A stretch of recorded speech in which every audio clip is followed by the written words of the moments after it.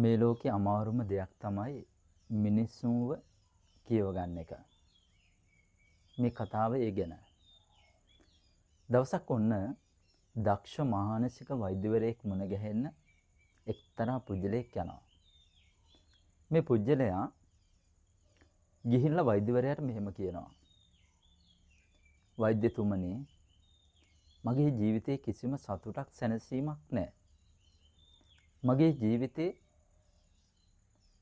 ගැන කිසිම තෘප්තියක් මට නැහැ. කරුණා කරලා මට බෙහෙත් ටිකක් දෙන්න. හොඳයි, මම ඔබට බෙහෙත් දෙන්නම් කියලා වෛද්‍යවරයා මේ රෝගියාව පරීක්ෂා කරලා බෙහෙත් ටිකක් ලබා දුන්නා.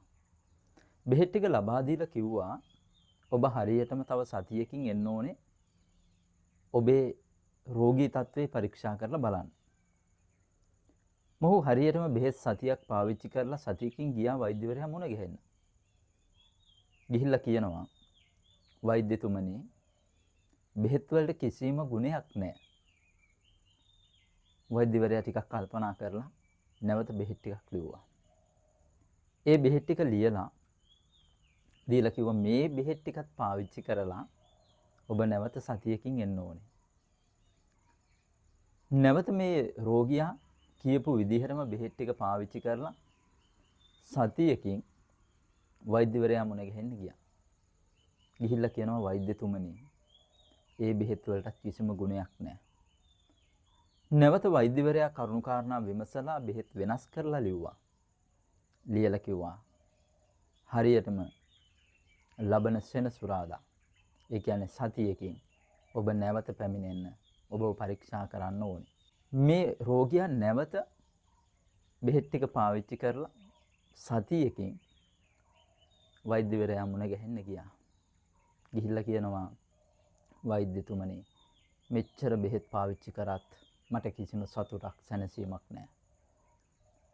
වෛද්‍යවරයා මදක් නිහඬ වෙලා මෙහෙම යෝජනාවක් කරනවා. මොකද්ද?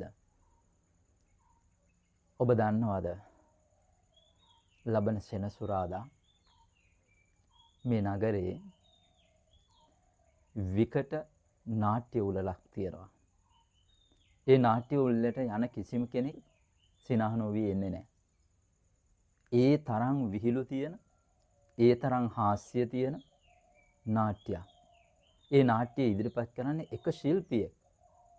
ඔබ ඒ ශිල්පියාගේ එක දර්ශනයක් දැක්කොත් ඔබේ ওই මානසික ප්‍රශ්න ඔක්කොම විසඳෙයි කියලා යෝජනාවක් කරා.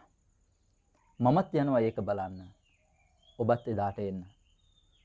අපි ඒකට යොමු වෙලා බලමු ඔබේ ওই ප්‍රශ්නේ විසඳෙයිද කියලා. මදක් නිහඬ වුණ රෝගියා වෛද්‍යවරයාගේ දැස් දිහා බලාගෙන මෙහෙම කියනවා, වෛද්‍යතුමනි, මට නම් සෙනසුරාදා එන්න විදිහක් නැහැ. වෛද්‍යවරයා නැවත අහනවා, මොකද හේතුව? ඒ නාට්‍ය ඉදිරිපත් කරන, හාස්‍ය උත්පාදනය කරන එකම නාට්‍ය ශිල්පියා වෙන කවුරුවත් නෙවෙයි, මම. වෛද්‍යවරයාට හිතා ගන්න බැරි වුණා මොකද්ද දෙන උත්තරේ කියලා. මේක පුංචි කතාවක්.